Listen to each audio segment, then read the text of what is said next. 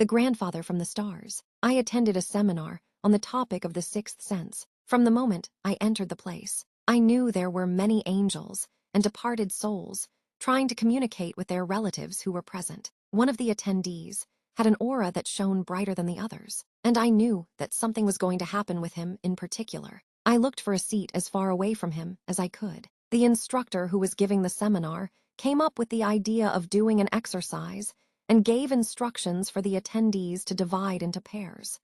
He said, "Choose your partner and work in pairs." Then, this young man looked at me and, from across the room, shouted, "You will be my partner." I was very nervous because I knew that something was destined to happen between us. The instructor asked each pair to look into each other's eyes in silence, face to face, for a few minutes, and try to read the other person's feelings. I became even more nervous because he didn't know that I really could read him. When I looked into his eyes, I saw the death of his grandfather and how deeply he had been affected by his passing. His grandfather wanted to communicate with him. At that moment, I didn't give him the message. I only told him that his grandfather was by his side and that he shouldn't suffer. "My grandfather passed away 2 months ago," the young man exclaimed, very nervous. When the exercise time was over, the instructor asked the group to share their experiences. Then the young man raised his hand and shared what had happened in front of everyone. I said to my guide, "Oh no, now everyone is going to find out." At the end of the seminar,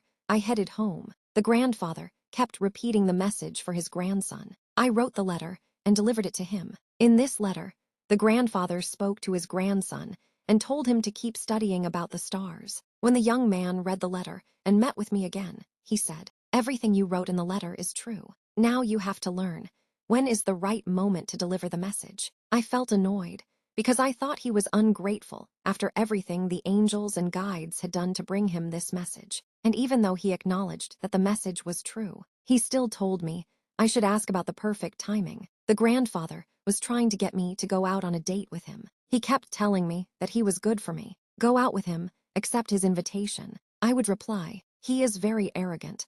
He thinks that because he has money, he can buy anyone." The grandfather kept vouching for him. "He is a very good young man. Once you get to know him, you will fall in love." I would say to my guide, "I don't like these kinds of embarrassing situations." And my guide would reply, "It's not about you. Put yourself in people's shoes. Separation is very painful." The young man sent me a text message inviting me for a drink. I knew it was a scheme by the grandfather. Eventually, the young man met another girl at a gathering, and they became boyfriend and girlfriend. So I never had the chance to go out with him, although I don't really like wine that much. It wasn't the first time that a soul who had passed on tried to weave my path together with someone else's, whether to support their loved ones or so I could share a message from the other side. Over time, I came to understand that not everyone who enters my life is meant to stay as a friend, but rather because they need my help to heal, and so that I, too, can continue on my own journey.